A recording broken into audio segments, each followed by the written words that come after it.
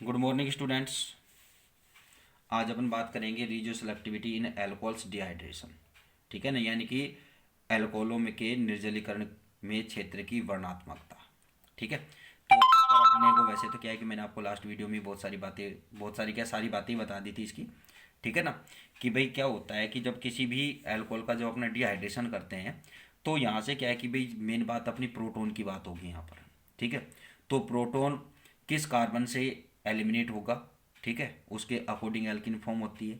तो यहाँ पर क्या है कि अगर कोई ऐसा एल्कोहल लेते हैं अपन कि जिसमें क्या है कि एक ही प्रकार का यानी कि एक ही बीटा हाइड्रोजन हो, ठीक है ना, यानी कि एक ही प्रकार के बीटा हाइड्रोजन हो, तो निश्चित है कि आपको एक ही प्रकार की एल्किन यहाँ पर फॉर्म होगी। ठीक है, जैसे अपने प्राइमरी एल्कोहल लेते हैं।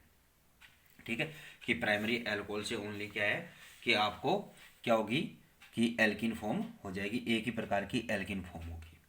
अगर अपन यहाँ पर क्या है कि अपन सेकेंडरी अल्कोहल लेते हैं, ठीक है, सेकेंडरी अल्कोहल लेते हैं तो उसमें क्या है कि दो प्रकार के बीटा हाइड्रोजन हो जाएंगे। ठीक है ना भाई, आपको पता ही है कि पीछे भी आपको बता चुका हूँ ये बात मैं। तो इसमें क्या है कि दो प्रकार के बीटा हाइड्रोजन परमाणु हो जाएंगे। तो उस कंडीशन में क्या है कि विलोपन जो होगा वो दोनों में से किसी एक बीटा हाइड्रोजन का होगा, यानी कि जो एलिमिनेशन है वो एलिमिनेशन क्या है कि इन दोनों दोनों बीटा हाइड्रोजन में से किसी एक बीटा हाइड्रोजन का होगा। ठीक है, तो इस कंडीशन में क्या होगा कि हमें दो प्रकार की एल्किन का मिक्सचर मिलेगा, टू टाइप्स की एल्किन का मिक्सचर अपने को प्राप्त होता है। जैसे अपने क्या है कि टू ब्यूटेनॉल का डिहाइड्रेशन करते हैं तो आपको वन ब्यूटीन और टू ब्यूटीन यहाँ पर फॉर्म होती है। तो इसमें क्या है कि भाई जो प्रतिशत मात्रा की अगर बात करें तो टू ब्यूटीन अधिक मात्रा में बनती है।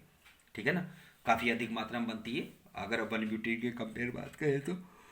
अब इसमें क्या है कि भाई टू ब्यूटीन की प्रतिशत मात्रा अधिक क्यों होती है, तो इसमें क्या होता है कि भाई जो बीटा हाइड्रोजन है वह अणु के किस क्षेत्र से क्या है कि एलिमिनेट होता है और कौन सी एल्किन बने, यही उसे क्या कहते हैं, ये उसकी क्या होती है, क्षेत्र की वर्णात्मकता यानी कि रिजियो सेलेक्टिविटी होती है।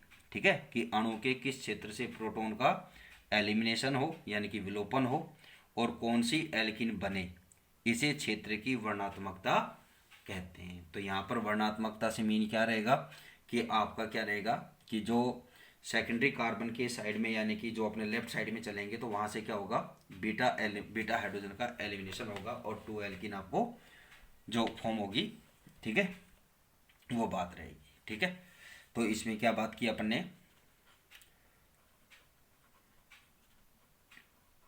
जब किसी एल्कोहल एल्कोहल में ओनली वन टाइप के,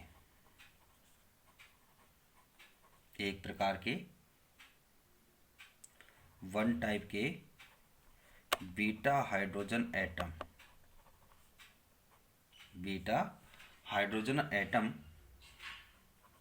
हो तो क्या होगा, हो तो प्रोडक्ट में only one alkene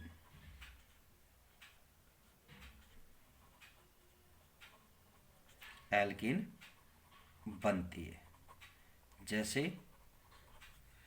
primary alcohol का डिहाइड्रेशन।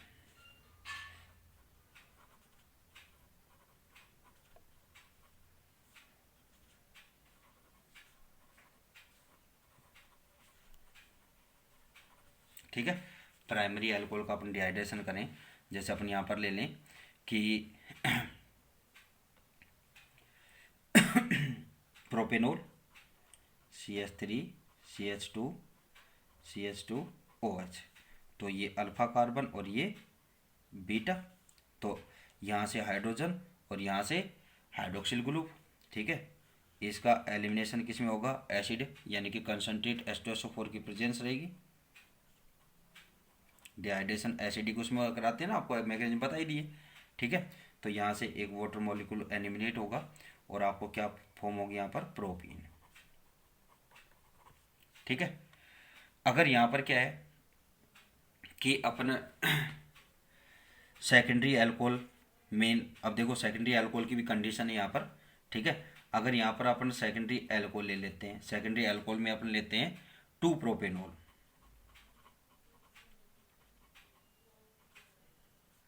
ठीक है। तो यहाँ पर क्या है कि भाई ये भी बीटा है और ये भी बीटा है। अब यहाँ पर क्या है कि कोई सी भी कंडीशन में यहाँ से आप चाहे इस बीटा हाइड्रोजन का एलिमिनेशन हो, चाहे यहाँ से बीटा हाइड्रोजन का हो, तो अपने को दोनों कंडीशन में सेम प्रोडक्ट फॉर्म होता है, ठीक है। तो ये कंडीशन हो गई।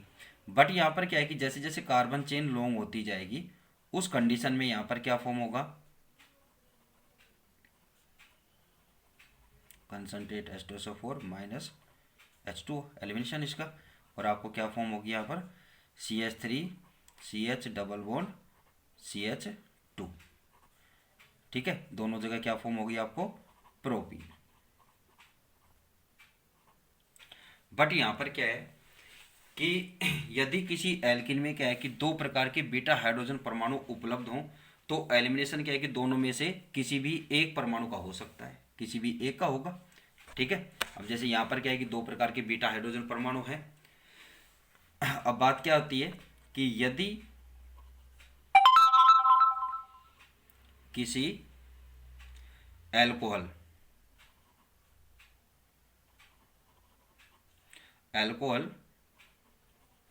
में टू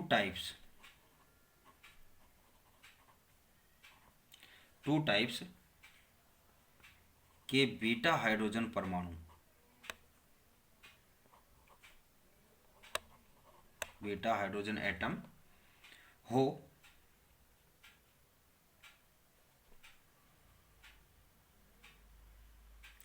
हाइड्रोजन एटम उपलब्ध हों,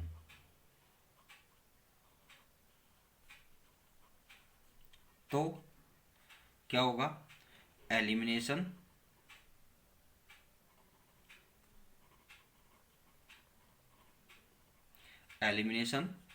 दोनों में से किसी भी एनीवन, ठीक है, किसी भी एक बीटा हाइड्रोजन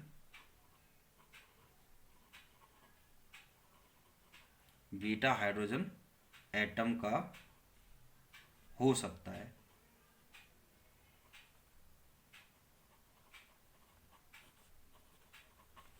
ठीक है। किसी भी एक बीटा हाइड्रोजन का वो हो सकता है, और क्या होगा, रिजल्टिंग परिणाम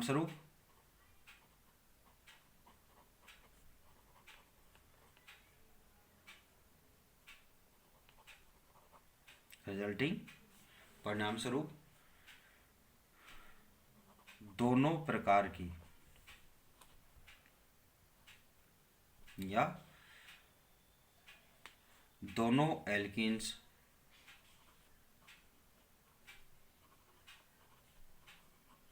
का मिक्सचर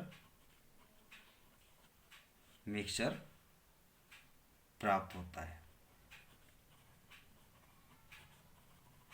ठीक है। जैसे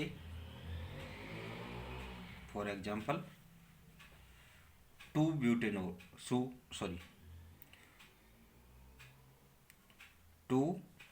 ब्यूटेनॉल का डिहाइड्रेशन,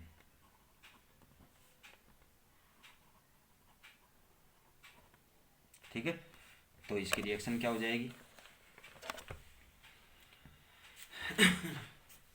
2 ब्यूटेनॉल ने CH3 CH2 CHOH CH3, 2 butanol,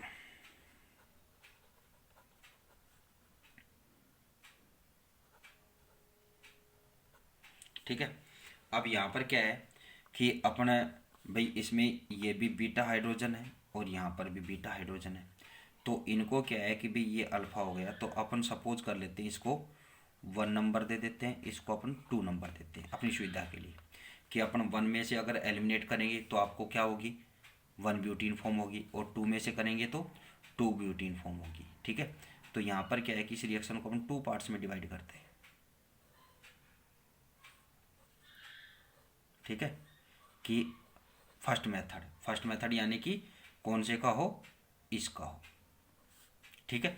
तो उस कंडीशन में आपको क्या फॉर्म होगी यहाँ पर, CH3 CH2 CH double bond CH2 यानी कि 1 ब्यूटीन, ठीक है।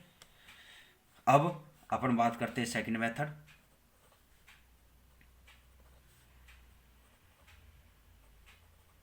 यानी कि अब कहाँ से हो, यहाँ से हो, ठीक है। यानी कि इस वाले बीटा हाइड्रोजन का एलिमिनेशन हो।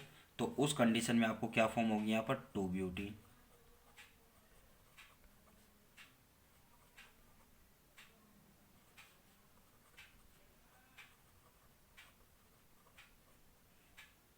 क्या फॉर्म होगी, 2 ब्यूटीन यहाँ पर बनती है, ठीक है। तो अब यहाँ पर क्या है कि इनकी प्रतिशत मात्रा की बात करें तो 1 ब्यूटीन क्या होती है, 19% फॉर्म होती है, और ये क्या होती है, 81% फॉर्म होती है, ठीक है। तो यहाँ पर क्या है कि क्या होगा, इस रिएक्शन में 2 ब्यूटीन ही क्या होती है, मेन प्रोडक्ट, मुख्य उत्पाद, प्रोडक्ट के रूप में प्राप्त होती है, ठीक है। मेन प्रोडक्ट के रूप में क्या होगी यहाँ पर, ये अपने को प्राप्त होगी, ठीक है। अब बात क्या होती है कि अणु के यानी कि मॉलिक्यूल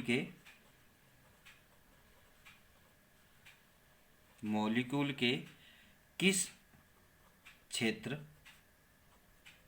यानी कि एरिया, रीजियो, ठीक है, किस क्षेत्र, रीजन,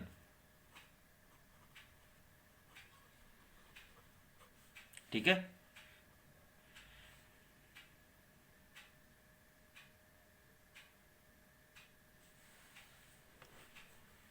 रिलीजन, सॉरी बेटा इसकी मीनिंग मेरे को मिस है, ठीक है ना, रिलीजन है अभी मेरे दिमाग में नहीं है, ठीक है ना।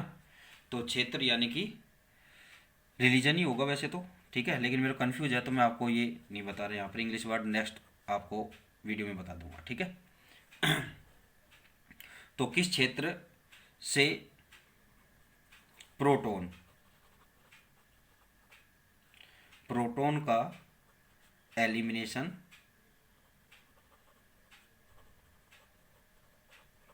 किस क्षेत्र से प्रोटॉन का विलोपन हो और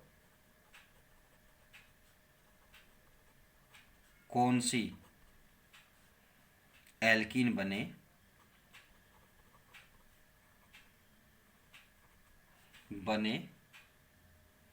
ये क्या है, बने, इसे क्षेत्र की वर्णात्मकता,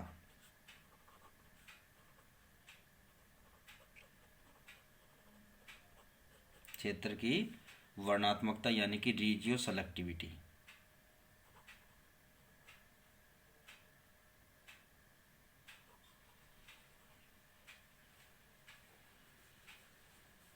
रीजियो सेलेक्टिविटी,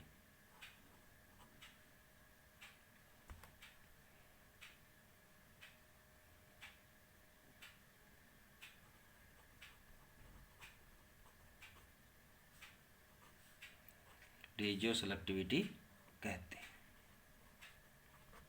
ठीक है। फिर इसके बाद एक छोटा सा पॉइंट है शैडजेफ रूल, जो अपने सिलेबस में है भी, ठीक है ना। तो वैसे तो आपको पता ही है, तो इसको भी थोड़ा सा राइट कर लेते हैं, अपने पास 2-4 मिनट का टाइम, ठीक है।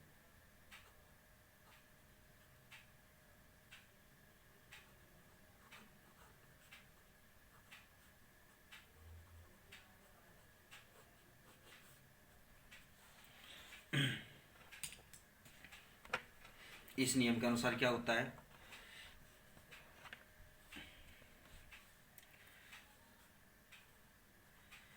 इस नियम के अनुसार, अकॉर्डिंग टू दिस रूल, इस नियम के अनुसार यदि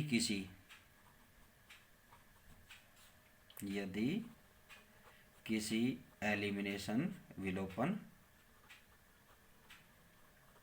एलिमिनेशन रिएक्शन में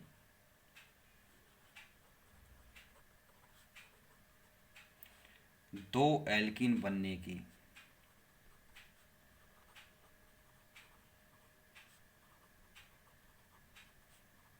की पॉसिबिलिटी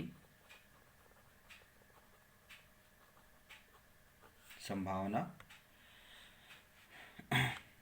हो तो क्या होगा, मोर ब्रांच्ड यानी कि बहुशाखित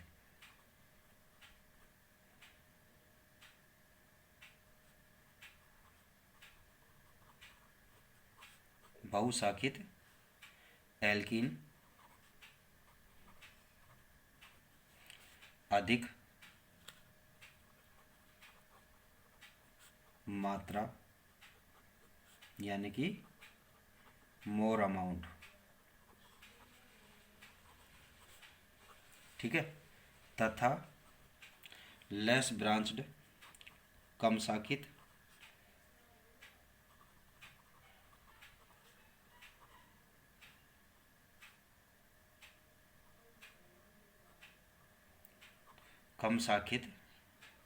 एल्कीन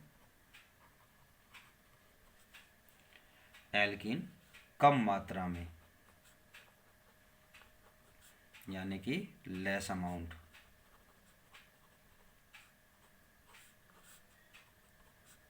में बनती है, ठीक है।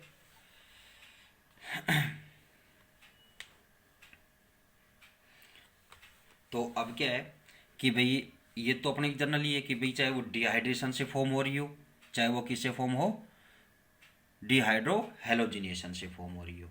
यानी कि क्या है कि भाई जैसे अपने क्या है कि कोई भी एक अपना रिएक्शन लेते हैं तो उस रिएक्शन में अगर क्या होता है कि एलिमिनेशन रिएक्शन से क्या है कि आपको दो एल्किन बनने की संभावना हो, ठीक है। अगर दो एल्किन बनने की संभावना हो तब ये रूल की बात होती है।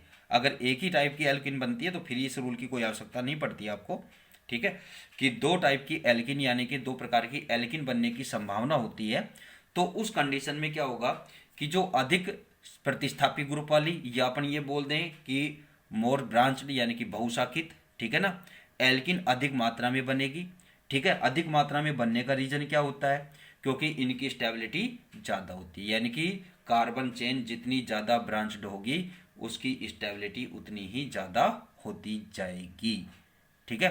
तो इस रीजन से क्या है कि भाई जो स्टेबिलिटी जिसकी ज़्यादा है तो वो तेज़ी से यहाँ पर क्या होगी, फॉर्म होगी, ठीक है। तो इस रीजन से यहाँ पर क्या होगा कि बहुशाखित एल्किन अधिक मात्रा में बनेगी, या अपन ये कहें कि जो अधिक प्रतिस्थापी ग्रुप वाली जो एल्किन है वो अधिक बनेगी, और कम प्रतिस्थापी ग्रुप वाली एल्किन क्या होगी, कम मात्रा में ही बनेगी, ठीक है, बनती है। क्योंकि ये भी लिख देते हैं अपन, राइट कर देते हैं, क्योंकि मोर ब्रांच्ड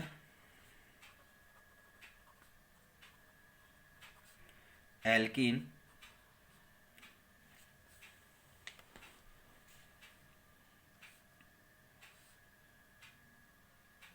अधिक शाखित एल्कीन या कार्बन चेन, ठीक है, सॉरी अपन जनरली बात लिखते हैं, मोर ब्रांच्ड चेन क्या होती है, more stable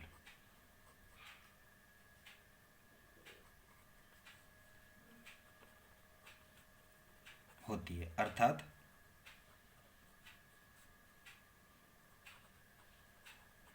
alkyl group increase होने पर, बढ़ने पर, होने पर कार्बन चेन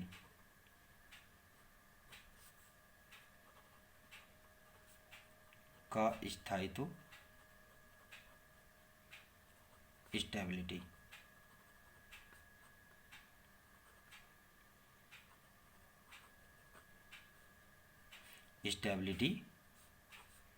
बढ़ती है। ठीक है, जैसे फॉर एग्जांपल यहाँ पर अपने लें, सॉरी, स्थायित्व कार्बन चेन का स्थायित्व बढ़ता है तथा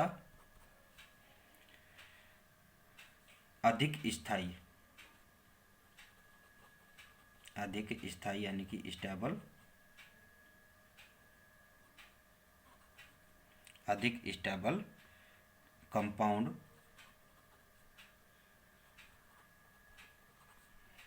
इंटेंस रेट से यानी कि तेजी से, फास्ट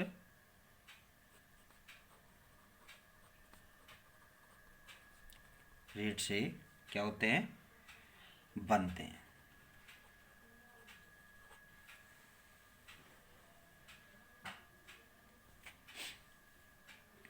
जैसे अपने यहाँ पर एग्जाम्पल लें, जैसे क्या है, 2-ब्यूटेनॉल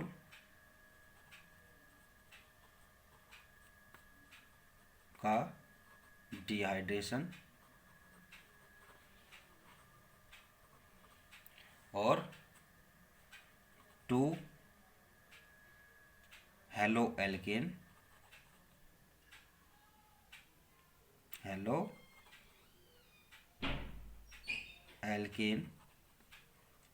का डिहाइड्रोहेलोजिनेशन।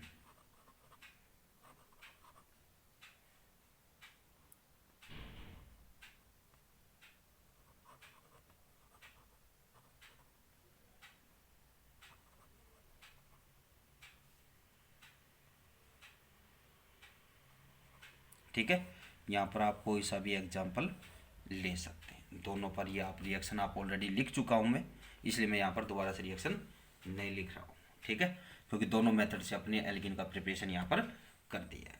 ठीक है, अब इसके बाद अपने नेक्स्ट बात करेंगे अपन इनके प्रिपरेशन का नेक्स्ट मेथड, वो है एल्काइनों के हाइड्रोजनेशन से। तो उस पर अपने नेक्स्ट वीडियो में डिस्कस करेंगे। ठीक है, थैंक यू।